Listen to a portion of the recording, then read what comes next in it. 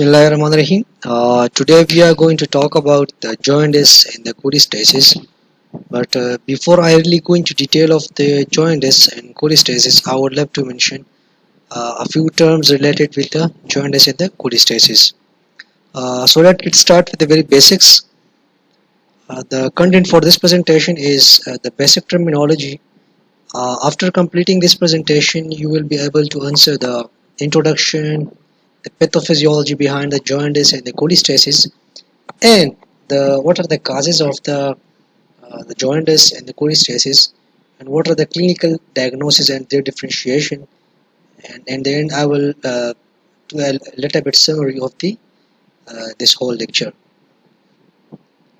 Uh, Before I go into detail of the jaundice, I will tell you what is hyperbilirubinemia. And हाइपरबिलिरुबिnemia क्या है, उसके बाद जो है जॉन्डिस क्या है, इक्टेरिस क्या है, कोलिस्टेसिस क्या है। तो नॉर्मली हमारे जो ब्लड प्लाज्मा में जो बिलिरुबिन की लेवल है वो तकरीबन है 0.2 mg पर डीएल से लेके 1.2 mg पर डीएल। ये नॉर्मल बिलिरुबिन की लेवल है प्लाज्मा में। अगर खुदा ना ख्वास्ता कोई ऐसी कंडीशन आ जाए जहाँ पे बिलिरुबिन की जो नॉर्मल लेवल है वो एक्सीड करे 1.2 से, तो उसको हम क्या कहेंगे, हाइपर बिलिरुबिनीमिया। और अगर उस हाइपर बिलिरुबिनीमिया की वजह से उसमें जो है फिर येलोइश डिस्कलरेशन स्क्लीरा में, स्किन में और म्यूकोजा में, या जो म्यूकस मेम्ब्रेन है उसमें, उसमें क्या होगा, तो उसको हम फिर जॉन्डिस करेंगे। जॉन्डिस और इक्टेरिस जो है वो सेम है। और कोलिस्टेसिस जो है वो जब बाइल फ्लो में, न कि सिर्फ बाइल फ्लो में बल्कि उसके साथ जो other constituent like for example cholesterol है, उसके साथ जो है जो बिलिरुबिन है, उसकी अगर नॉर्मल फ्लो की ऑब्स्ट्रक्शन हो तो उस पर उसको हम कोलिस्टेसिस कहते हैं। तो पे पढ़ते कि जॉन्डिस क्या है।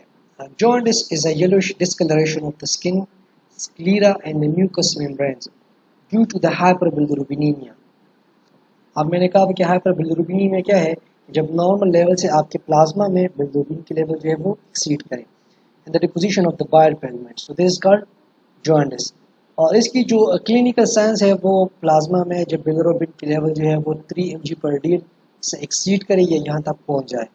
नॉर्मली जो है वो 0.2 से लेके 1.2 mg पर डीएल है, लेकिन जब बिलिरुबिन की लेवल जो है वो 3 mg पर डीएल तक पहुँच जाती है तो वहाँ पर ये क्लिनिकल साइन एंड सिम्टम्स जो है वो अपेयर हो जाती है। और जॉन्डिस जो है वो it's not a disease but it's rather a sign, जो कि मेन डिजीज़ की जो डिफरेंट काइंड ऑफ डिजीज़ है उसमें ये जो है फिर अपेयर होती है। हेमोलिसिस में आती है, सही है ना, हेपेटिक में कुछ मसला है, हेपेटाइटिस में, और भी ऑब्स्ट्रक्शंस हैं। तो कुछ सिंड्रोम्स भी हैं जो कि रिस्पॉन्सिबल है इस चीज़ के जॉन्डिस की फॉर्मेशन में। जॉन्डिस और इक्टेरिस जो है वो रेफर येलो या yellow pigmentation of the skin sclera, जिसकी वजह से जो है वो बिलिरुबिन जो मेन काज उसका ये। अब क्वेश्चन ये है कि हम बात करते हैं अगेन एंड अगेन जो है वो आपकी यहाँ पे आप देख लें, यहाँ पे स्क्लीरा में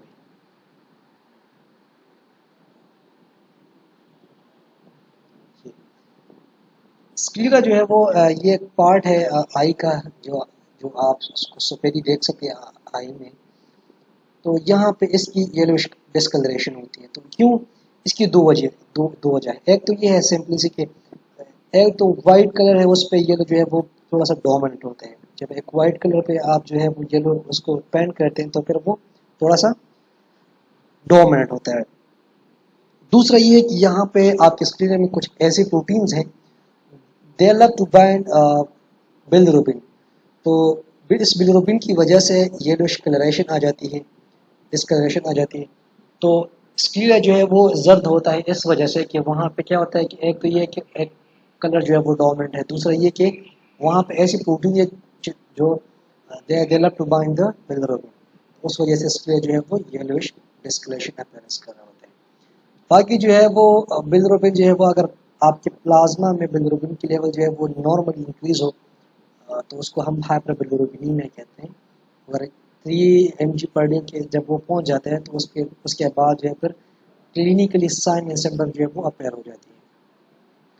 और उस बिलिरुबिन में जो है वो कहते हैं कि तकरीबन 80% आपकी जो बिलिरुबिन है वो अनकंजुगेटेड फॉर्म में होती है। जब नॉर्मली बिलिरुबिन की फॉर्मेशन होती है तो उसको जो है प्लाज्मा में ना होता है, उसके बाद जो है फिर उस प्लाज्मा से वहाँ पे हेपेटोसाइट्स में लिवर में जाना होता है, तो वहाँ पे उनकी कंजुगेशन होती है। ये आगे हम पढ़ेंगे।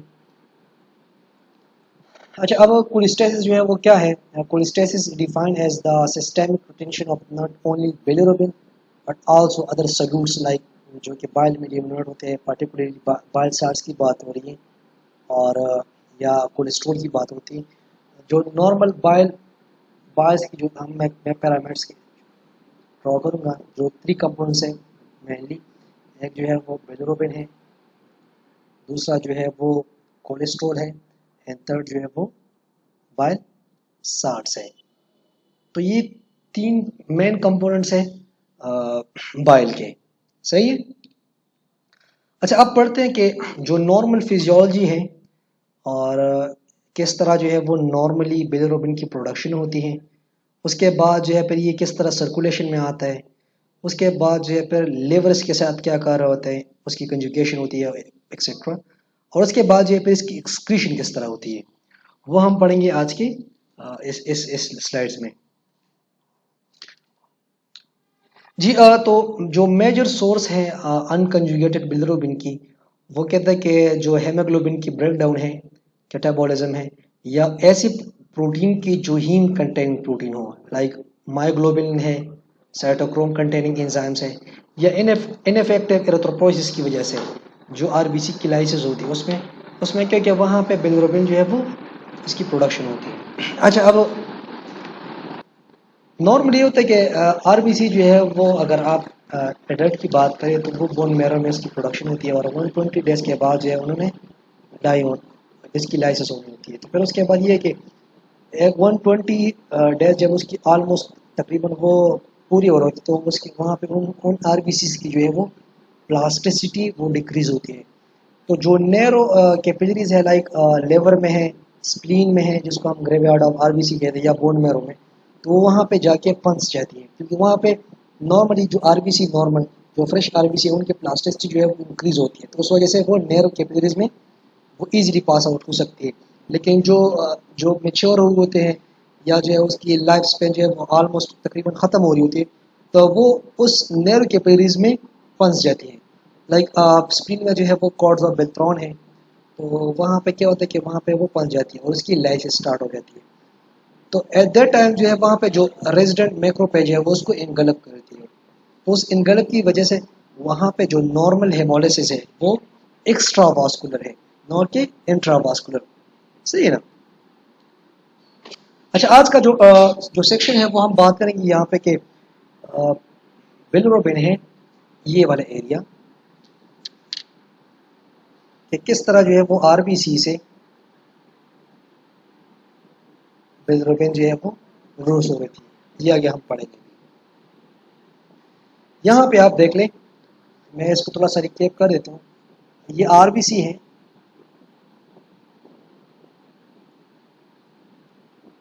इस आरबीसी में जो है वो सर्कुलेशन में 120 डेज जो है वो कंप्लीट करने होते हैं। अब तकरीबन जब ये 120 डेज जो है वो ऑलमोस्ट उन्होंने कंप्लीट कर चुके होते हैं या वो कंप्लीट करने वाले होते हैं, तो उसमें ये होता है कि जो आरबीसी होती है नॉर्मल, उसकी जो प्लास्टिसिटी है वो थोड़ी सी डिक्रीज हो जाती है, तो वो फिर नैरो कैपिलरीज में फिर ट्रेवल नहीं कर सकती, तो फिर वहाँ पे ही उसकी लाइसिस होती है। अच्छा, अब एक आरबीसी जो है वो जब उसकी लाइसिस जो है वो स्टार्ट हो जाती है तो जो मैक्रोफेज है उसको एनगल्प करती है। तो ये होल प्रोसेस जो अभी मैं पढ़ा रहा हूँ ये मैक्रोफेज के अंदर हो रही होती है। एक आरबीसी में 3 मेन कंपोनेंट्स होते हैं, एक्स मेम्ब्रेन है,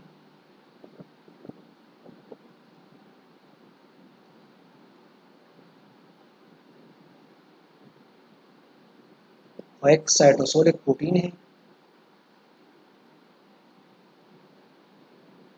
और एक जो है वो हीमोग्लोबिन है। सही है ना।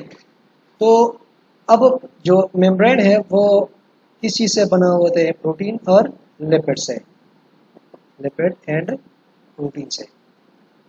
जो प्रोटीन की एंड प्रोडक्ट क्या है वो है अमाइनो एसिड,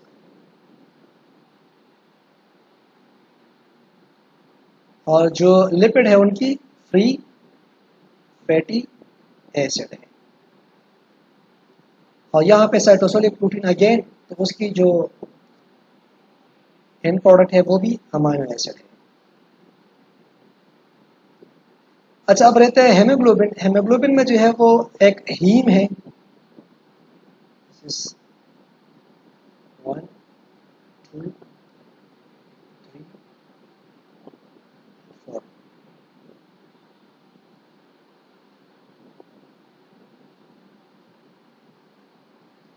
ये हीम है और नीचे जो है उसके साथ ग्लोबुलिन बांड होता है।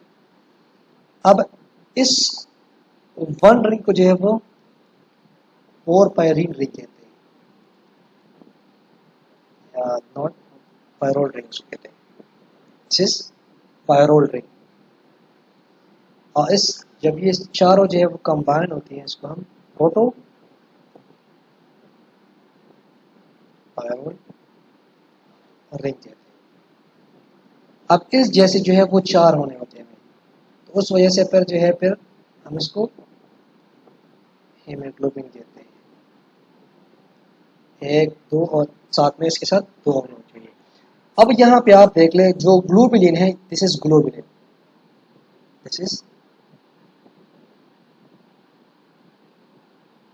दिस इज हीम, ये। अब ग्लोबुलिन जो है वो अगेन प्रोटीन है, तो इसकी एंड प्रोडक्ट जो है वो क्या है, अमाइनो एसिड। सही है। और अब हीम जो है, हीम के अंदर जो है वो आयरन है।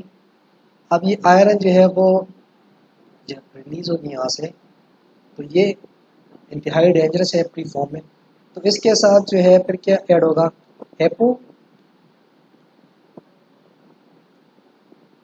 पेराटिन प्रोटीन जो है वो बांड होते हैं। तो जब फ्री आयन और एपोपेराटिन प्रोटीन ने उसका क्या उसकी जो एंड प्रोडक्ट है वो क्या है, फेराटिन मोनोमर। और ये पेराटिन मोनोमर जो है वो डिफरेंटली कंबाइन होके फिर क्या बनाते हैं,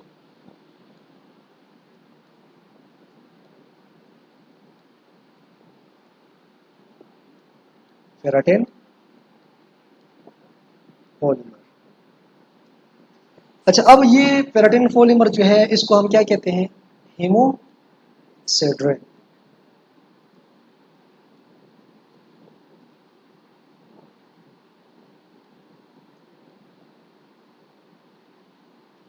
दिस इज हीमोसिड्रिन। अब यहाँ पे मैं नेक्स्ट लाइन में पढ़ाऊंगा कि हीमोसिड्रिन जो है वो क्या है, हीमोसिड्रोसिस क्या है, हीमोक्रोमेटोसिस क्या है। जब नॉर्मली हेमोसिड्रिन जो है उसकी लेवल इंक्रीज हो और कुछ पैथोलॉजी कॉज ना करे तो उसको हम हीमोसिड्रोसिस कहते हैं। हीमोक्रोमेटोसिस ये है कि जब वहाँ पे हीमोसिड्रिन की लेवल इंक्रीज और कुछ पैथोलॉजी काज करे, कुछ डिजीज काज करे, तो उसको हम हीमोक्रोमेटोसिस कहते हैं। अच्छा, अब हीम रह चुका है, ग्लोबुलिन भी खत्म हो चुका है, आयरन भी जो है वो निकल चुका है, अब ओनली हीम रह चुका है। तो हीम जो है वो फिर क्या होगा, इससे इस पे एक एंजाइम एक्ट करके उसको हम क्या कहेंगे,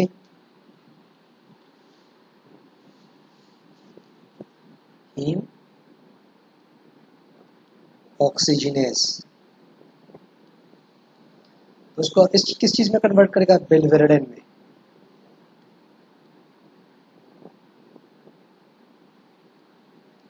अब इस बिलिरुबिन पे जो है वो अगेन बिलिरुबिन रिडक्टेज जो है वो एक्ट करेगा,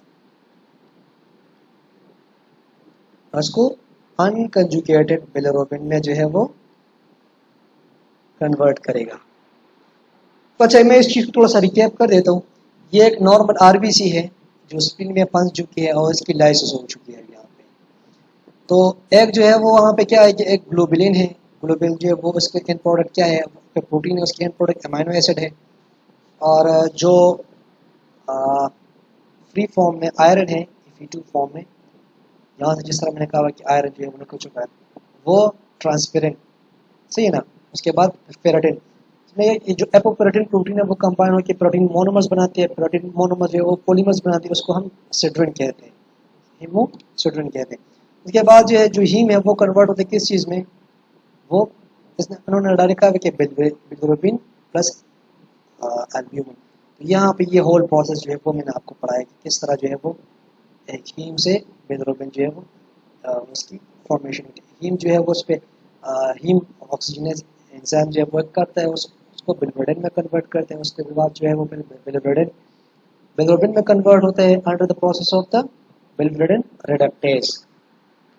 अब आगे जो प्रोसेस है ये वाला, ये हम आगे नेक्स्ट स्लाइड में जो है वो पढ़ेंगे किस तरह जो ये होल प्रोसेस होता है, सही है। नेक्स्ट प्रोसेस ये है कि मैं आप यहाँ से थोड़ा सा रिकेप कर देता हूँ कि अब ये बिलिरुबिन जो है वो प्लाज्मा में आता है तो क्रिस्टल जो है वो अनकंजुगेटेड फॉर्म में, तो उसके साथ जो है वो एल्ब्यूमिन ऐड होता है ताकि वो सर्कुलेशन में रहे। उसके बाद जो है फिर लेवर से आके ब्लड सर्कुलेशन से आके लेवर में आना होता है, तो उसकी यहाँ पे इनकी कंजुगेशन होती है। अभी कंजुगेशन किस तरह होती है ये मैं अब नेक्स्ट स्लाइड पे पढ़ाऊँगा आपको। उसके बाद जो इंट्राहेपेटिक डक्ट है वो लेफ्ट और राइट हेपेटिक डक्ट ट्रेन होता है। उसके बाद जो है फिर कॉमन हेपेटिक डक्ट, उसके बाद जो है फिर गाल ब्लैडर है, उसके नीचे जो है फिर क्या है कॉमन बाइल डक्ट है, फिर यहाँ पे पेंक्रियाज है, वो यहाँ पे आगे कॉमन बाइल और फिर वो एम्पीड ऑपरेटर जो है वो स्मॉल इंटेस्टाइन में ट्रेन होता है। उसके बाद जो है फिर लार्ज इंटेस्टाइन और फिर फीसिस में किस फॉर्म में, यूरोबाइलिन में या स्टर्कोबाइलिन में या यूरोबाइलिन, तो वो अभी एक्सप्लेन करते हैं किस तरह जो है वो होता है।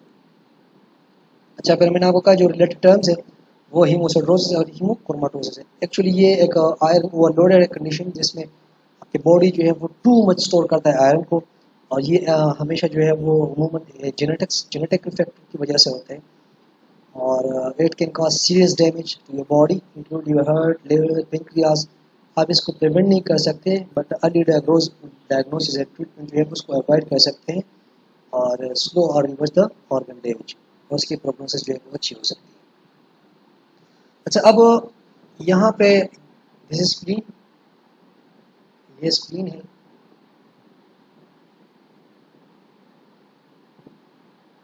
स्प्लीन में क्या था कि वहाँ पे जो बिलिरुबिन है, दिस इज बिलिरुबिन, थोड़ा सा कर देता हूँ। ये बिलिरुबिन जो है अनकंजुगेटेड फॉर्म में कहाँ पे आ चुका है, सिस्टेमिक सर्कुलेशन में। अब लेवर जो है ये सिस्टेमिक सर्कुलेशन है, this is liver, this is ductal system. अच्छा, अब सिस्टेमिक सर्कुलेशन में जो अनकंजुगेटेड बिलिरुबिन आ चुकी है यहाँ पे, लेवर जो है वो एल्ब्यूमिन की प्रोडक्शन कर रहे होते हैं, और ये एल्ब्यूमिन जो है वो इसके साथ अटैच होता है और इसको प्लाज्मा में रहने देता है कि कहीं और ना जो है वहाँ पे कोई प्रॉब्लम काज ना करे। अब जैसी सिस्टेमिक सर्कुलेशन जो है ये मेन सर्कुलेशन है, इससे आगे उन्होंने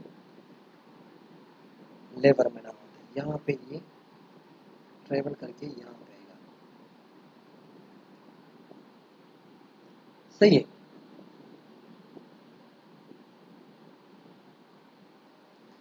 अब यहाँ पे आके जब हेपेटोसाइट्स की जो साइड्स है इसको हम साइनो सैडल सरफेस कहेंगे, और ये वाला जो है वो बिलियरी कैनिकुलर साइड है। इसके क्या होता है कि इसके बीच में अगर for example this is one hepatocytes, this is second one, इसके बीच में जो है वो डक्टल सिस्टम है, इसको हम इंट्राहेपेटिक डक्ट कहते हैं। इंट्राहेपेटिक डक्ट जो है वो फिर ड्रेन होते हैं किस चीज़ में, कॉमन जो sorry left hepatic duct and right hepatic duct. उसके बाद जो है फिर वो कॉमन हेपेटिक डक्ट है, कॉमन हेपेटिक डक्ट है, यहाँ पे आप देख लें, यहाँ पे मैंने ड्रा नहीं किया हुआ लेकिन ये इस तरह होता है।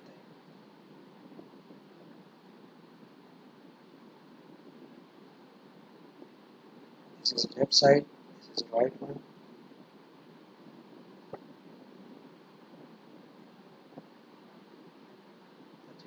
ये लेफ्ट वाली है, ये राइट वाली है, सही है। इसके बाद जो है ये काम है। अच्छा, अब जो बिलिरुबिन आ चुकी यहाँ पे इनके लिए रिसेप्टर प्रेजेंट है। ये रिसेप्टर इसलिए इम्पोर्टेंट है क्योंकि कुछ डिजीज़ या कुछ ड्रग्स की वजह से इस रिसेप्टर में बाइंडिंग जो है वो थोड़ी सी प्रॉब्लम हो सकती है, तो उसकी वजह से भी जो है फिर अनकंजुगेटेड बिलिरुबिन प्लाज्मा में इंक्रीज हो सकती है, जो कि हाइपरबिलिरुबिनीमिया काज कर सकता है। वो आगे हम पढ़ेंगे। उसके बाद जैसे यहाँ पे इसकी अपटेक होती है हेपेटोसाइट्स में, तो जो अनकंजुगेटेड बिलिरुबिन है वो यहाँ पे ग्लूकोनाइल ट्रांसफरेज एक एंजाइम है, और इसके साथ इस एंजाइम के अंदर जो है वो एक कर उसको कन्वर्ट कर किस चीज़ में, कंजुगेटेड बिलिरुबिन में। अब ये कंजुगेटेड बिलिरुबिन जो है यहाँ पे एक और चैनल है जिसके थ्रू जो है वो इंट्राहेपेटिक डक्ट में जारी होती है। इंट्राहेपेटिक डक्ट के बाद जो है फिर right hepatic duct, this is right hepatic duct,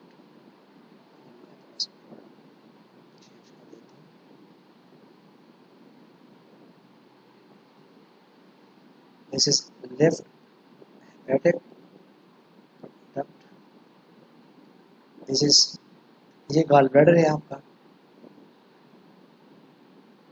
gall bladder, ये सिस्टिक डक्ट है। अब इसके बाद जो इसको हम क्या कहेंगे, कॉमन बाइल डक्ट।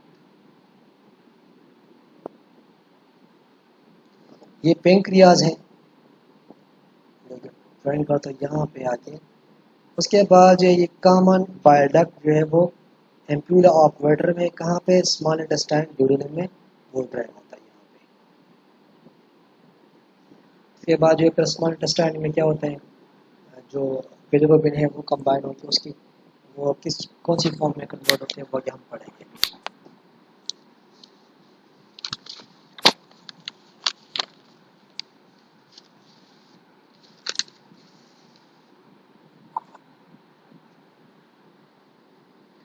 अच्छा, अब बिलिरुबिन जो है वो यहाँ पे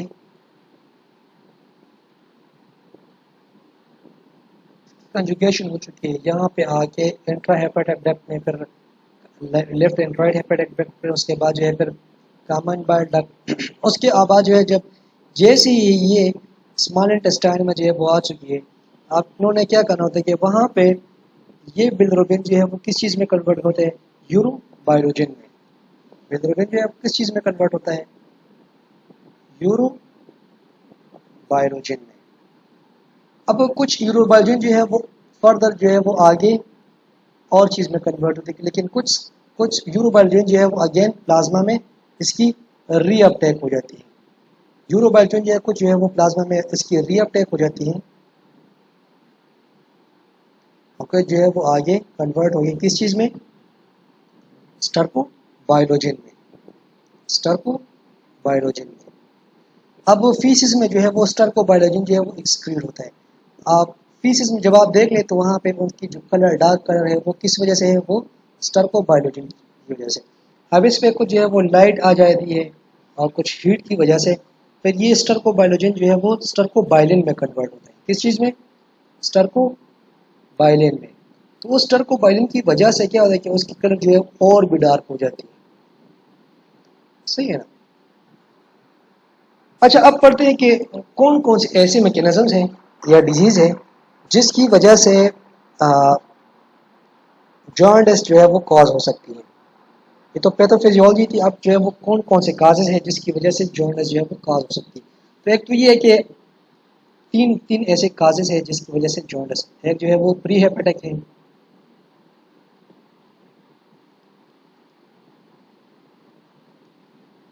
एक प्री हेपेटिक है, एक हेपेटिक है, हेपेटिक काज की वजह से है,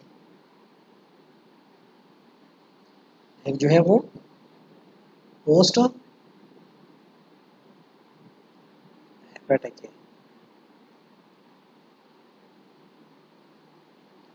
अच्छा, प्री हेपेटिक में क्या है कि यहाँ पे प्री हेपेटिक में हम बात करें तो प्रॉब्लम जो है वो यहाँ पे हो सकता है, नंबर वन। प्रॉब्लम जो है वो यहाँ पे भी हो सकता है, प्रॉब्लम जो है वो यहाँ पे भी हो सकता है। These three are the pre-hepatic causes of the jaundice. अगर यहाँ पे कुछ प्रॉब्लम है, वो मैं पढ़ूंगी कौन कौन से प्रॉब्लम है जिसकी वजह से जॉन्डिस काज हो सकता है। लेकिन अगर यहाँ पे कुछ प्रॉब्लम है, अगर यहाँ पे कुछ प्रॉब्लम है, तो उस वजह से क्या होगा, प्री हेपेटिक काज होगा।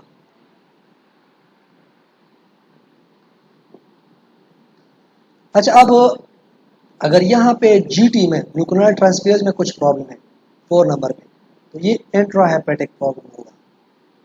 अगर यहाँ पे कुछ प्रॉब्लम है, still this is intra hepatic बास टाइम। अगर कुछ यहाँ पे ऑब्स्ट्रक्शन है, उस ऑब्स्ट्रक्शन, यहाँ पे कुछ ऑब्स्ट्रक्शन है, यहाँ पे कुछ ऑब्स्ट्रक्शन है, this is 5th number. 5th number जो है ये क्या है, पोस्ट हेपेटिक। बास टाइम जो है यहाँ पे भी कुछ प्रॉब्लम हो सकती है, this is again post hepatic. ये वाला जो है वो जो sorry, this is 4th, this is 5th, this is 6th, this is 5th। 4th number पर जो है वो इंट्रा हेपेटिक काज है। अच्छा, अब पढ़ते कि कौन कौन सी ऐसे काजेज है जो जो प्री हेपेटिक है। फर्स्ट नंबर यहाँ पे आती है। यहाँ पे कौन सी प्रॉब्लम हो सकता है, यहाँ पे increase in production of the bilirubin. Production जो है वो बिलिरुबिन की ज्यादा हो सकती है। नॉर्मल नॉर्मल बिलिरुबिन जो है वो अगर for example 2 mg per day जो है वो उसकी प्रोडक्शन होती है, उसकी एक्सक्रीशन जो है वो नॉर्मली इतनी होती है। अगर कुछ ऐसी कंडीशन में जहाँ पे जो बिलिरुबिन की नॉर्मल लेवल है उससे ज़्यादा प्रोडक्शन हो रही है, लाइक हेमोलिसिस में, लाइक एनीमिया में, सही है ना। अ, ऐसे कौन कौन सी कंडीशन है वो मैं एक्सप्लेन कर दूंगा, जिसमें जो है वो excessive release of unconjugated bilirubin जो है वो रिलीज हो।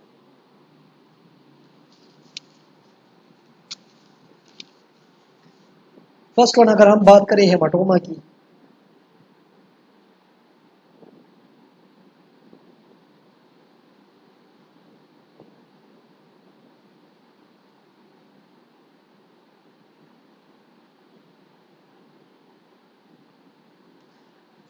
हेमाटोमा में जो है वो अगर हम हेमोलिटिक एनीमिया अगर सॉरी हेमाटोमा में अगर फॉर एग्जांपल बात करें एब्डक्टर प्लेसेंटा, एक्टोपिक प्रेगनेंसी या सिस्टिक ओवेरियन सिस्ट की बात कर ले, तो वहाँ पे क्या है कि वहाँ पे कॉन्सील्ड हेमरेज होगा, सही है ना।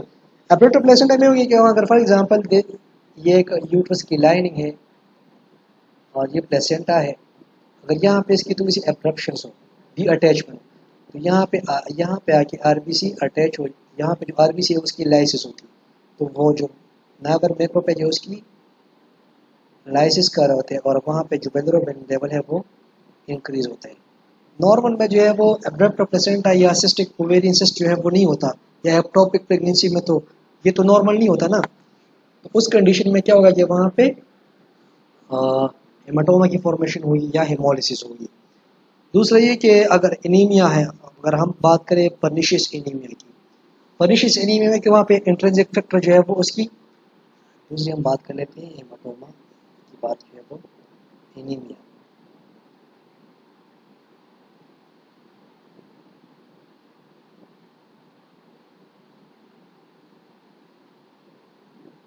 एनीमिया में जो है वो पर्निशियस एनीमिया, पर्निशियस एनीमिया क्या है कि वहाँ पे actually this is B12 deficiency anaemia, megaloblastic macrocytic anaemia, जो कि इंट्रिंसिक फैक्टर की डिफिशियंसी की वजह से है।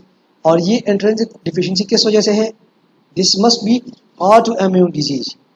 ये जो इंट्रिंसिक फैक्टर है, जो सेल्स है, पैराइटल सेल्स है या जो इंट्रिंसिक फैक्टर सेल्स है, उसके अगेंस्ट जो है वो ऑटो इम्यून प्रोसेसेस हो और उसकी वजह से फिर डिफिशियंसी हो इंट्रिंसिक फैक्टर की, तो उसको हम पर्निशियस एनीमिया कहते हैं। हेमोलिसिस में अगर बात कर ले तो इंट्रामेडुलरी हेमोलिसिस, या जिसको हम ड्यूरिंग हेमोलिसिस या हेमोलिसिस ड्यूरिंग एरिथ्रोपोइसिस, जिसको हम प्रीमेच्योर कहते हैं, इनफेक्टिव एरिथ्रोपोइसिस, जो 10 to 20% जो है वो वहाँ पे इंट्रामेडुलरी हेमोलिसिस होती है। तकरीबन 1 में से जो हेमोलिसिस है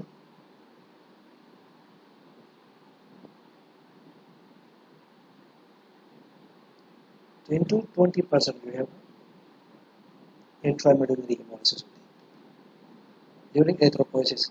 वहाँ पे 1 in 5 आरबीसी जो है, 5 में से 1 आरबीसी जो है उसने मारना होता है। इंट्राबोन मेरो हेमोलिसिस जो कि तकरीबन 80% है।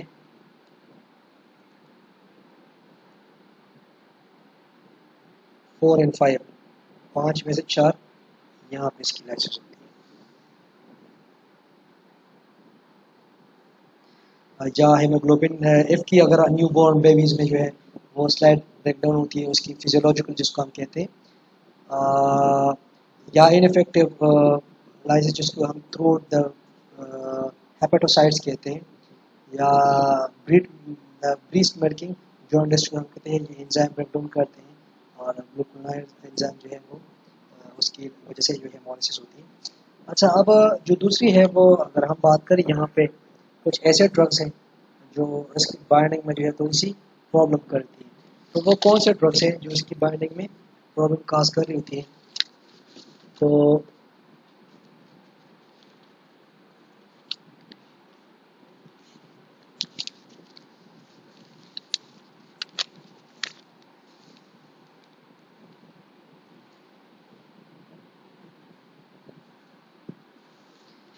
जो एपिनसिलिन है वो भी काज कर रही होती है, और जो सल्फोनामाइड्स हैं ड्रग्स, या जो फ्यूरोसामाइड है, वो क्या कर रहे थे कि जो अनकंजुगेटेड बिलिरुबिन है, जो एल्ब्यूमिन के साथ इसकी अटैचमेंट इसकी थोड़ी सी इफेक्ट कर रही होती है।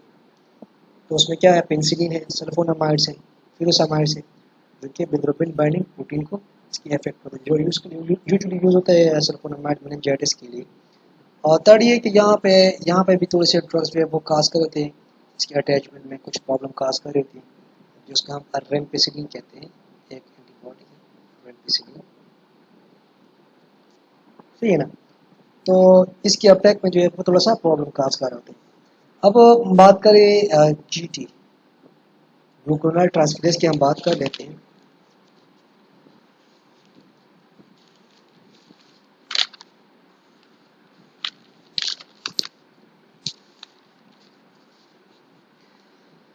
कुछ ऐसे कंडीशन में होते हैं कि कुछ ऐसी पॉपुलेशन है जिसमें नॉर्मली जो ग्लूकोनाइड ट्रांसफरेज एक्टिविटीज़ है एंजाइम की वो नॉर्मल होती है। फॉर एग्जांपल,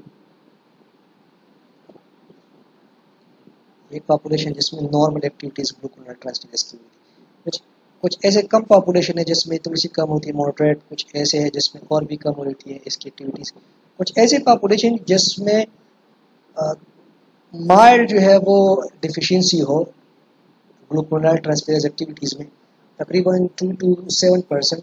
इसको मैं रोबिन से कोट कर रहा हूँ ये वैल्यूज़। और कुछ ऐसे पॉपुलेशन जिसमें क्या है कि वहाँ पे ग्लूकोनाइड ट्रांसफरेज की एक्टिविटीज़ जो है वो ज़्यादा होती है, ये नहीं पैथोलॉजी नहीं है, सही है ना, this because of the gene expression. इसको हम इस कर्व को जो है वो हम क्या कहते हैं, गॉसियन कर्व कहते हैं। क्या? गॉसियन कर्व कहते हैं।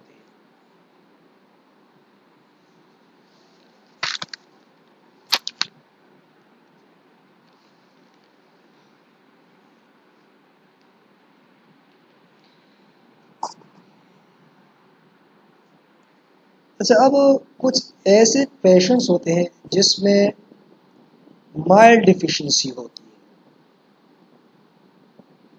ग्लूकोनाइड ट्रांसफरेज की, उसको हम क्या कहेंगे, कुछ ऐसी कंडीशन जहाँ पे मॉडरेट डिफिशियंसी है ग्लूकोनाइड ट्रांसफरेज की, कुछ ऐसी कंडीशन है जिसमें सेवियर प्रॉब्लम हो ग्लूकोनाइड ट्रांसफरेज एक्टिविटीज में। जो माइल्ड एक्टिविटीज है, मैंने आपको कहा कि यहाँ पे जो माइल्ड कुछ तकरीबन 2 to 7% जो लोग हैं उसमें माइल्ड ग्लूकोनाइड ट्रांसफरेज की एक्टिविटी जो है वो कंप्रोमाइज हो चुकी है। तो उसको हम क्या कहते हैं, उसको हम गिलबर्ट सिंड्रोम कहते हैं। क्या?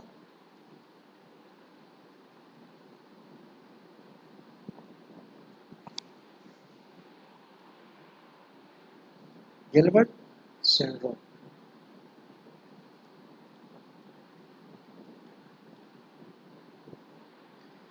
तो उसमें क्या है कि अगर ये पेशेंट ये तो नॉर्मली एक्टिव होते हैं, उसमें कुछ प्रॉब्लम नहीं होता। अगर ये सेवियर एक्सरसाइज कर लें या डिहाइड्रेशन कर लें तो उसमें क्या है कि वहाँ पे इस एंजाइम की एक्टिविटी जो है वो ऑलरेडी कम है, तो उसकी वजह से प्लाज्मा में जो है वो अनकंजुगेटेड बिलिरुबिन की लेवल जो है थोड़ी सी इंक्रीज होती है, लेकिन कुछ टाइम के बाद जो है फिर वो नॉर्मल होता है जब वो एक्सरसाइज या डिहाइड्रेशन जो है वो कम करते हैं। तो उसके बाद जो है फिर ये नॉर्मल एक्टिविटीज़ की तरफ जो है वो नॉर्मल आ जाती है। अच्छा, अब ये दूसरी की बात कर रहा हूँ, मॉडरेट, और इसको हम कहते हैं Crigler Najjar syndrome type 2, Crigler Najjar type 2, this is Crigler Najjar type 1। This is severe condition. उसमें ये होता है कि वहाँ पे जो बेबी है या जो मदर है, अमूमन बेबी की हम बात कर लेते हैं, तो वहाँ पे क्या होता है, इसकी डेथ होती है। इस कंडीशन में जो रेगुलर नेजार सिंड्रोम में क्या होता है कि वहाँ पे टाइप 2 में ये होता है कि वहाँ पे moderate deficiency of the glucuronide transferase की होती है, तो उसको हम रेगुलर नेजार टाइप 2 कहते हैं। टाइप 1 में ये होता है कि वहाँ पे जो जो severe deficiency of the glucuronide transferase activities जो है वो उसकी डिफिशियंसी होती है। अच्छा, अगर हम फोर्थ की बात कर लेते हैं, तो फोर्थ में कौन कौन सी कंडीशन है जिसकी वजह से ये ग्लूकोनाइड ट्रांसफेरेज या ये रिसेप्टर, ये वाला, इसकी डिस्ट्रक्शन हो जाती है, या यहाँ पे होल जो है वो डिस्ट्रक्शन होती है, या यहाँ पे सिक्रेटरी एरिया में destruction.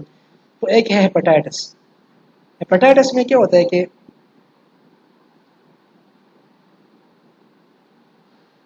Inflammation of the hepatocytes, और जो वहाँ पे जो इन्फ्लेम्ड सेल्स है उसकी स्पिलिंग होती है, जो portal circulation portal track into the parenchyma, तो उसको हम हेपेटाइटिस कहते हैं। हेपेटाइटिस जो है वो एक्चुअली वायरल भी है, बैक्टीरियल भी है, प्रोटोजोअल भी है, फंगल भी है, केमिकल टॉक्सिन की वजह से भी है। इसको हम थोड़ा सा डिवाइड करते हैं, इन्फेक्शियस एंड नॉन इन्फेक्शियस। जो इन्फेक्शियस में है वो एक है हेपेटोट्रोपिक और नॉन हेपेटोट्रोपिक, या वायरल की। हम इन्फेक्शियस में अगर हम वायरल की बात कर लेते हैं,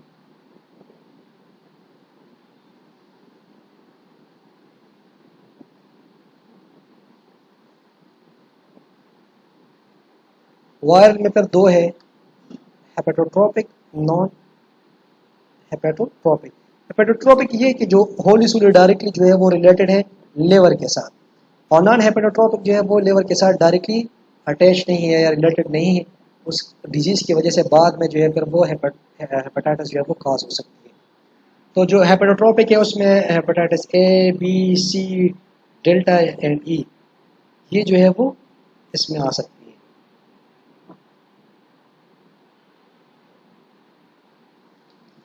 जो नॉन हेपेटोट्रोपिक है उसमें जो है वो एस्टीन बार वायरस है, या येलो फीवर वायरस है, या साइटोमेगेलो वायरस है।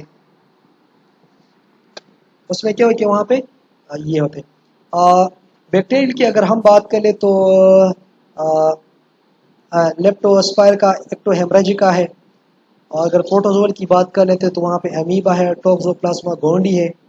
टॉक्सोप्लाज्मा गोंडी जो है वो अमूमन कैट्स में पाई जाती है, तो अगर प्रेग्नेंट लेडी आपके घर में है तो वो उस कंडीशन में कैट से जो है वो थोड़ा सा दूर रहे, क्योंकि वहाँ पे अगर ये आपके बेबी में जो है वो टॉक्सोप्लाज्मा गोंडी जो है अगर बेबी में चला जाता है तो वहाँ पे आपके बेबी में एयर, आई, हर्ट और ये प्रॉब्लम जो है वो कॉम्प्लिकेशन काज हो सकती है। यह का हम पढ़ेंगे अभी। अच्छा, ये पैथोफिजियोलॉजी है। जो काजेज है वो सिकल सेल क्राइसिस है जिसके मैंने बात की थी, एनीमियाज है, थैलेसीमिया है, ब्लड ट्रांसफ्यूजन अगर एबी और इनकम्पेटिबिलिटी है, या हेमोलिटिक ड्रग्स है, या हेमोलिटिक एनीमिया है, तो उसकी वजह से क्या होता है कि वहाँ पे एक्सेसिव हेमोलिसिस होती है या डिस्ट्रक्शन ऑफ एरिथ्रोसाइट्स होती है। तो हेमोलिटिक अनकंजुगेटेड, उसकी वजह से अनकंजुगेटेड हाइपरबिलिरुबिनीमिया होते हैं, तो उस वजह से फिर जॉन्डिस या एक्टेरस जो है वो कॉज हो। अब अगर जो कंजुगेटेड बिलिरुबिनीमिया है वो लेवर के बाद आ जाता है, अनकंजुगेटेड में जो है वो क्या है, वो गिलबर्ट सिंड्रोम। गिलबर्ट सिंड्रोम क्या है कि वहाँ पे अगर ग्लूकोनाइड ट्रांसफेरेज की एक्टिविटीज जो है वो कम हो जाती है, जिसमें टाइप 1 की हमने बात की थी, गिलबर्ट सिंड्रोम वो है, या हाइपरबिलिरुबिनीमिया, या हेपेटोसेलुलर या हेपेटिक या डैमेज टू हेपेटोसाइट्स। अच्छा, अब यहाँ पे थोड़ा सा देख लेते हैं, जो सिरोसिस है या हेपेटाइटिस है या कोलिंजियट या पेनक्रियाटिस है या कार्सिनोमा है अगर,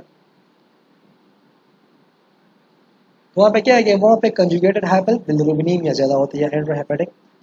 ये आगे हम पढ़ेंगे भी। जो क्लासिफिकेशन की अगर हम बात करें तो प्री हेपेटिक है, हेपेटिक है या पोस्ट हेपेटिक है। प्री हेपेटिक जो है वो अगर हम बात करें excessive production of the bilirubin, जिसमें हमने बात की थी कि हेमोलिटिक एनीमिया है, यहाँ पे या दूसरी ब्लीडिंग या हेमाटोमास की हमने बात की अभी, या इनफेक्टिव एरिथ्रोपोइसिस या पर्निशियस एनीमिया की हमने बात की, या थैलेसीमिया। रिड्यूस अपटैक में जो है फिर हमने बात की थी कि वहाँ पे कुछ ऐसे ड्रग्स हैं जो इस मेम्ब्रेन की जो कैरियर प्रोटीन है उसके साथ इंटरफेरेंस काज कर होते हैं, या वहाँ पे कुछ ऐसी डिजीज़ जो वायरल है या ड्रग इंज्यूर्ड हेपेटाइटिस या सिरोसिस है उसमें कुछ प्रॉब्लम हो सकती है। इम्पेयर्ड बिलिरुबिन कंजुगेशन में ये होता है कि वहाँ पे उस एंजाइम की एक्टिविटीज़ जो है वो कंप्रोमाइज हो जाती है। प्रीडोमिनेंटली जो कंजुगेटेड हाइपर बिलिरुबिनीमिया है वो पोस्ट हम हेपेटिक की बात कर लेते हैं, तो उसमें जो है वो डिक्रीज हेपेटोसिलर एक्सक्रीशन होती है, जिसमें हम अगर बात करें तो जो ट्रांसपोर्ट थी, अगर फॉर एग्जांपल जैसे हेपेटोसाइट्स, यहाँ पे उस साइड पे जो है वो आ रहा होता था, यहाँ पे इसकी कंजुगेशन हो रही होती थी और यहाँ से इसकी एक्सक्रीशन होती थी, यहाँ पे इंट्रा हेपेटिक डक्ट में। तो अगर इस कैरियर प्रोटीन की जो है वो डिफिशियंसी हो, वो रोटर सिंड्रोम है या डिविन जॉन सिंड्रोम है, तो उसमें ये है कि वहाँ पे इस रिसेप्टर की जो है वो थोड़ी सी डिफिशियंसीज होती है। तो उसमें क्या होता है कि हेपेटाइटिस जो कंजुगेटेड बिलिरुबिनीमिया है तो वो काज होता है, क्योंकि ऑलरेडी जो है वो यहाँ पे कंजुगेशन हो रही होती है, तो फिर वो अगेन यहाँ पे प्लाज्मा में आके हाइपर बिलिरुबिनीमिया काज कर होते हैं। या ऑरल कंट्रासेप्टिव की वजह से, क्योंकि वहाँ पे जो एस्ट्रोजन लेवल है ऑरल कंट्रासेप्टिव की वजह से वो डिक्रीज हो जाता है, तो उसकी वजह से भी ये हेपेटाइटिस जो है सॉरी जॉन्डिस जो है वो कॉज हो सकता है। या हेपेटोसिलरी डैमेज है, जिसके हम वायरल या ड्रग इंड्यूस हेपेटाइटिस कहते हैं, या टोटल पेरेंटल न्यूट्रिशन या सिस्टमिक इन्फेक्शन की वजह से भी जो हेपेटोसेलुलर डैमेज है या टॉक्सिसिटी है वो भी हो सकता है।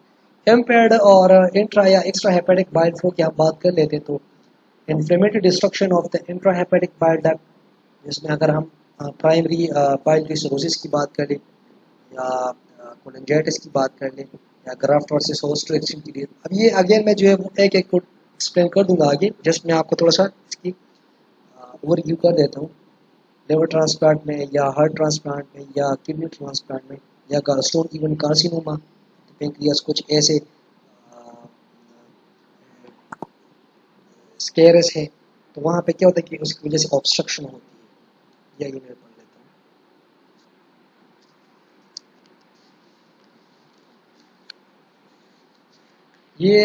ये वाला डायग्राम जो है वो मैंने स्प्लिट किया है थोड़ा थोड़ा से, यहाँ पे एक्सेस ऑफ प्रोडक्शन की बात कर लेते हैं, तो ये भी मैंने पढ़ा है, इसको थोड़ा सा आगे कर लेते हैं। अच्छा, हेपेटाइटिस की अगर हमने बात की थी, तो हेपेटाइटिस जो है वो वायरल है, बैक्टीरियल है, प्रोटोजोअल है, केमिकल भी है। वायरल में जो है हम हेपेटोट्रोपिक है, whole is related with the liver, और जो नॉन हेपेटोट्रोपिक है उसमें क्या है, A B C delta and E है। जो नॉन हेपेटोट्रोपिक है उसमें येलो फीवर वायरस है, बार वायरस है, साइटोमेगालो वायरस है। बैक्टीरियल में स्पाइरोकीट्स है, प्रोटोजोल में अमीबा है, और टोक्सोप्लाज्मा गोंडी है। केमिकल में अगर हम बात कर लेते हैं तो कार्बन टेट्राक्लोराइड है, अल्कोहल है, ड्रग्स ऐसे हैं जो कि काज कर रहे होते हैं डिजीज़ को, हेपेटाइटिस को।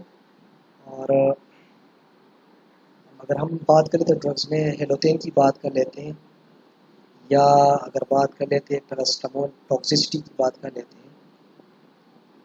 और ऑटो इम्यून डिजीज़ है, विल्सन डिजीज़ है, मेटाबॉलिक डिसऑर्डर्स में विल्सन डिजीज़ है, या हीमोक्रोमेटोसिस है, सही है ना। तो उसमें ये होता है कि हेपेटाइटिस उसकी वजह से जो है वो काज हो सकती है, या अल्फा ट्रिप्सिन डिफिशिएंसी की वजह से भी हो सकता है। अच्छा, अब जो हमने बात की थी कि जो माइल्ड डिक्रीज है उसको गिलबर्ट सिंड्रोम कहते हैं, जो मॉडरेट है उसको हम टाइप 2 क्रेगलर नजार सिंड्रोम कहते हैं। ये किस वजह से, जो ये ग्लूकोनेट्रांसफेरेज की एक्टिविटी जो है वो डिक्रीज होती है, तो उसको हम मॉडरेट डिक्रीज हो या माइल्ड डिक्रीज हो तो उसको हम, सॉरी, जो माइल्ड डिक्रीज है उसको हम गिलबर्ट सिंड्रोम कहते हैं। जो मॉडरेट है उसको हम क्रेगलर नजार टाइप 2 कहते हैं। और सिवियर में जो है या ऑलमोस्ट नल हो उसमें क्या कहते हैं, उसको क्रेगलर नजार टाइप 1 कहते हैं। गिलबर्ट सिंड्रोम क्या है? इट्स अ रिलेटिवली कॉमन, जो तकरीबन 2 to 7% ऑफ द पॉपुलेशन में कॉमन है। और इसमें यह होता है कि हेट्रोजीनियस इनहेरिटेड कंडीशन में जो ये manifesting as a mild fluctuated unconjugated hyperbilirubinemia. The primary cause जो है उसको जो hepatic level of the glucuronyltransferase है उसकी कमी की वजह से हो सकता है।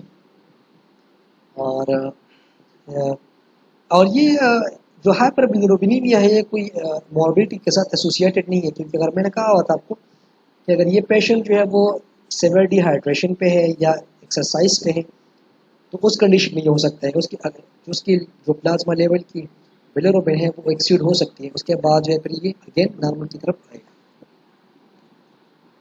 डुबेंजोन सिंड्रोम जो है वो मैंने आपको कहा है कि जो एक्सक्रीटरी जो रिसेप्टर प्रोटीन कैरियर प्रोटीन है उसकी डिफिशियंसी की वजह से, it's autosomal recessive defect in the transport protein responsible for the hepatocellular excretion of the bile of the bilirubin gluconides across the canicular membrane।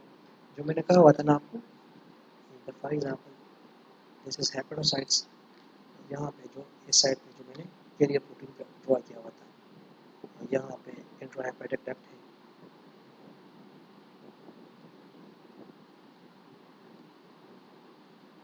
तो अगर इस प्रोटीन की डिफिशियंसी हो तो उसको हम फिर ड्यूबिन जॉन सिंड्रोम कहते हैं। और इसकी अगर इस पेशेंट में जो है अगर ये प्रोटीन एब्सेंट है तो उस पेशेंट में कंजुगेटेड बिलिरुबिन जो है वो प्लाज्मा में आएगी। और इसकी जो पिगमेंट है लिवर की वो थोड़ी सी डार्क होगी, क्योंकि वहाँ पे जो एपिनेफ्रिन है उसकी मेटाबोलाइट्स जो है वो की वजह से लिवर में जो है फिर डार्क कलरेशन आ जाती है और hepatomegaly patient otherwise without the function problems. Dubin Johnson syndrome और रोटर सिंड्रोम बिल्कुल सेम ही है, लेकिन डुबेंजॉन में जो है वो ब्लैक लिवर होगा और रोटर सिंड्रोम में लिवर जो है वो ब्लैक नहीं होगा। कंजुगेटेड बिलिरुबिन की अगर हम बात करें तो प्राइमरी बिलियरी सिरोसिस की बात कर लेते हैं। तो ये होता है कि वहाँ पे जो बिलियरी कैनिकुलर डक्ट्स हैं उसकी इन्फ्लेमेशन की वजह से या इसकी फाइब्रोसिस की वजह से प्राइमरी बिलियरी सिरोसिस, उसमें जो है वो मेजॉरिटी किस कौन से पेशेंट्स में होती हैं, वो फीमेल पेशेंट में होता है।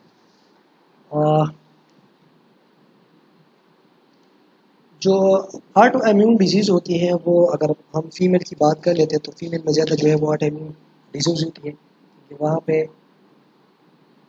MHC टाइप 2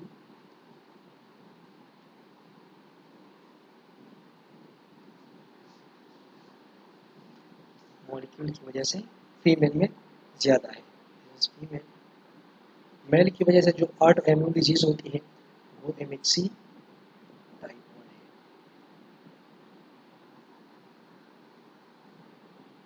जिसमें HLA ABC है, HLA HLA और HLA में जो है वो 27 अगर क्रॉस करोगे तो वो एंकाइलोसिंग स्पॉन्डिलाइटिस जो है वो अगर पेशेंट में मेल पेशेंट है उसमें एंकाइलोसिंग स्पॉन्डिलाइटिस जो है वो हार्ट इम्यून की वजह से, जेनेटिक फैक्टर की वजह से, तो क्रोनिक बैक एक है तो वो किसकी वजह से, HLA-27 की वजह से इसमें कोई म्यूटेशन आ जाती है। HLA MHC क्लास 2 मॉलिक्यूल्स में फीमेल में होती है, HLA BR ग्रुप में, जिसमें हम 4 एंड 5 की बात कर लेते हैं। HLA BR ग्रुप की हम बात कर लेते हैं और जिसमें मेजॉरिटी जो मोस्ट कॉमन है वो 4 एंड 5 है। उसकी वजह से ये आप इम्यूनोलॉजी में पढ़ सकते हैं, लेकिन ये थोड़ा सा मैंने आपको ओवरव्यू दिया है ऑटो इम्यून हेपेटाइटिस की वजह से। अच्छा,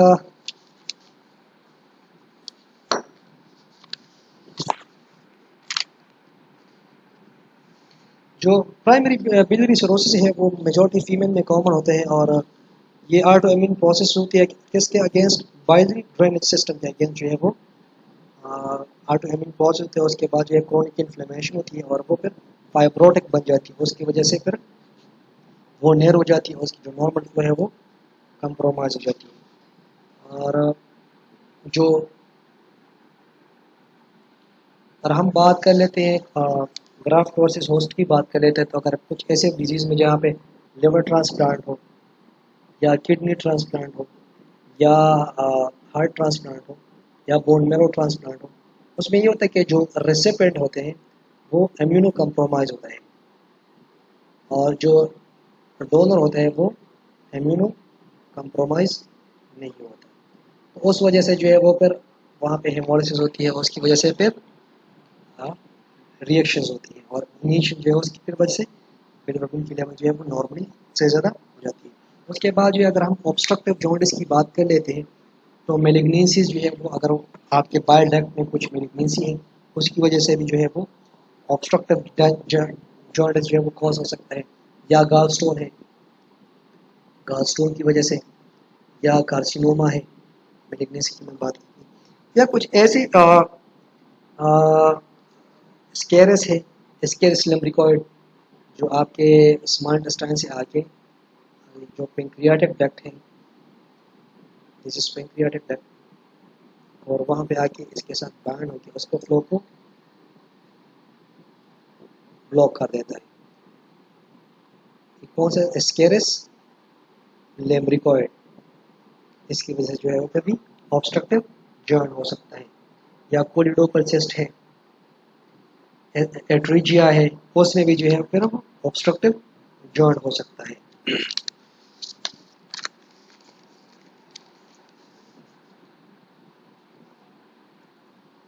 डायग्नोसिस में जो है वो majority history, this is a very important, physical examination of the patient and the diagnosis test जो है वो मोस्ट इंपॉर्टेंट है। अगर एक पेशेंट जो है वो उसको इसकी इनिशियल से हम स्टार्ट कर लेते हैं, तो अगर उस पेशेंट में इंक्रीज हेमोलिसिस है तो उसमें ये होता है कि आपके आरबीसीज जो है वो या काउंट जो है वो भी डिक्रीज होगा, हेमोग्लोबिन काउंट जो है वो भी डिक्रीज होगा, और जो बिलिरुबिन अनकंजुगेटेड फॉर्म में आपके प्लाज्मा में बिलिरुबिन वो इंक्रीज होगा। हेमोलिसिस क्योंकि वहाँ पे ज़्यादा हो रही है, जो रेटिकुलर साइट्स कौन से हैं प्री मेच्योर उस कंपेंसेशन के लिए वो भी इंक्रीज होगा, और उसमें जो आपके आरबीसी जो है वो मैक्रोसाइटिक होंगे और पॉलीक्रोमेजिक होंगे। पर ये प्रॉब्लम जो है वो लिवर में है कोई प्रॉब्लम, तो आपके प्लाज्मा में एएसटी और एएलटी की लेवल जो है वो इंक्रीज होंगे। और एएलटी मेजॉरिटी अगर हम बात करें तो हेपेटोसाइट्स की, तो हम रेफर कर रहे थे एएलटी को, ना कि एएसटी को। एएलटी जो है मोर स्पेसिफिक है, हेपेटोसेलुलर एंजाइम है, और ये 10 टाइम जो है वो इंक्रीज होंगे एक्यूट डैमेज में। उसके बाद जो है अगर हम जो कैनिकुलर एरिया है अगर वहाँ पे कोई ऑब्स्ट्रक्शन हो या इन्फ्लेमेशन हो, तो वहाँ पे अल्कलाइन फास्फेटेज है और 5 न्यूक्लियोटाइडेज है, यहाँ पे और कौन भी है, गामा ग्लूटामाइल ट्रांसपेप्टाइडेज है। तो जिसमें ये 3 एंजाइम जो है वो उसमें ज़्यादा हो सकती है, अगर वहाँ पे आपके प्लाज्मा में जो 5 न्यूक्लियोटाइडेज है या गामा ग्लूटामाइल ट्रांसपेप्टाइडेज है या अल्कलाइन फास्फेटेज है, तो वहाँ पे उसकी बाइलरी ओवरफ्लो में जो है वो कुछ ऑब्स्ट्रक्शन आ रही है, तो उसकी वजह से फिर ये एंजाइम जो है वो आपके प्लाज्मा में इलिवेट हो रहे हैं। जो ये जो है वो डायग्नोसिस से रिलेटेड है। नेक्स्ट वीडियो जो है वो हम स्पेसिफिकली इस चीज़ पर बनाएंगे कि किस तरह जो है वो कौन कौन से एंजाइम जो है वो रिलेटेड है, जो प्री हेपेटिक है, जो इंफ्रा हेपेटिक है और पोस्ट हेपेटिक में कौन कौन सी एंजाइम जो है वो रिलेटेड है, किस चीज़ में कौन कौन से टेस्ट जो है वो सूटेबल है। This is the cholestasis, actually cholestasis which is a result from the impaired bile flow due to the hepatocellular dysfunction or the intrahepatic or the extrahepatic bile obstruction. Also may manifest as a jaundice. However, sometimes pruritus, which is the presenting symptoms of the pruritus, ये होता है कि वहाँ पे आपके skin के अंदर जो है कि नीचे जो जो बाइल है वो आके अकोमोडेट हो जाती है, और वो बाइल जो है वो मासेल को इरिटेट करती है और मासेल जो है वो हिस्टामिन को रिलीज करती है, तो उसकी वजह से इचिंग या प्रोराइटिस जो है वो खास हो सकती है। और कोलेस्ट्रॉल की जो एक्युमुलेशन की फोकल xanthomas है, skin xanthomas sometime appears in the result of the hyperlipidemia impaired excretion of the cholestasis, क्योंकि वहाँ पे अगर जो cholestasis हमने कहा हुआ था कि जो नॉर्मल बाइल फ्लो है उसकी ऑब्स्ट्रक्शन, ये नॉर्मल फ्लो जो है वो ऑब्स्ट्रक्शन हो, तो फिर हमने बात की थी कि नॉर्मल बाइल में जो है वो फिर कोलेस्ट्रॉल भी आ जाती है, बिलिरुबिन भी है, बाइल साल्ट्स भी है। अगर बाइल साल्ट जो है वो ड्रेन नहीं हुआ है, इसका मतलब है कि कोलेस्ट्रॉल की एक्युमुलेशन भी हो रही है, तो उसकी वजह से स्किन xanthomas जो है वो अपेयर होता है। उसकी जो लेबोरेटरी फाइंडिंग है वो सीरम अल्कलाइन फास्फेटेज जो है वो इंक्रीज होगा, एंजाइम जो कि प्रेजेंट होते हैं in bile duct epithelium and the canalicular membrane of the hepatocytes which is differentiate alkaline phosphatase acid enzyme normally is expressed in many other tissues like bone, hepatic organs must be verified, क्योंकि वो और भी जगहों से release होते हैं। और reduce bile flow जो है वो also cause intestinal malabsorption including inadequate absorption of the fat soluble vitamin A, D and K, तो उसकी वजह से जो जो टाइमिंग है क्लोटिंग की वो भी इफेक्ट होगा। और extra hepatic biliary obstruction frequently amenable to surgical correction, but by contrast cholestasis caused by a disease of the intrahepatic biliary or the hepatocellular secretory failure collectively termed as intrahepatic cholestasis, which cannot be treated surgically but short of transplantation, and the patient condition may be worsened by operative procedure. Thus there is some urgency in identification the cause of the jaundice in the cholestasis। अच्छा, आप summary की बात कर लेते तो jaundice जो है वो अक्सर होता है कि जब उसकी रिटेंशन बाइलिरुबिन की लेवल में जो नॉर्मल प्लाज्मा की जो बिलिरुबिन है वो 2.0 mg पर डेल में इसके प्लाज्मा में आपकी रिटेंशन हो बिलिरुबिन। हेपेटाइटिस जो है वो इंट्रा हेपेटिक हो, एक्स्ट्रा हेपेटिक हो, obstruction of the bile flow are the most common cause of the jaundice involving the accumulation of the jaundice conjugated bilirubin, और हेमोलिटिक एनीमिया जो है वो are the most common cause of the jaundice involving in the accumulation of unconjugated bilirubin, क्योंकि जाहिर सी बात है जो conjugation है वो लिवर में हो रही है और ये हेमोलिटिक एनीमिया है वो प्री हेपेटिक है, तो वहाँ पे इनिशियली वहाँ पे क्या होगा, बिलिरुबिन की जो लेवल है वो अनकंजुगेटेड फॉर्म में है। और या जो हेपेटाइटिस है या इंट्रा हेपेटिक है या एक्स्ट्रा हेपेटिक ऑब्स्ट्रक्शन है, उसकी वजह से क्या है, वहाँ पे ऑलरेडी जो बिलिरुबिन की कंजुगेशन हो रही होती है, लेकिन कोई ऑब्स्ट्रक्शन की वजह से ये बाइल जो है वो बिलिरुबिन जो है वो ड्रेन नहीं हो रहा, तो वो फिर अगेन प्लाज्मा में आएंगी और वो कंजुगेटेड फॉर्म में होगी। तो ये डिफरेंशिएट आप याद रखिए। कोलेस्टेस जो है वो impaired of bile flow resulting in the retention of bilirubin, bile acid and cholesterol, इन तीन चीज़ों की वजह से कोलेस्टेसिस होती है। और जो सीरम अल्कलाइन फास्फेटेज है ये usually elevated in cholestatic conditions. these are the references। मैंने Robbins basic pathology 9th edition से ये लेक्चर बनाया हुआ है, और अगर कोई क्वेश्चन है तो आप पूछ सकते हैं, कमेंट में भी अभी भी पूछ सकते हैं। Thank you so much.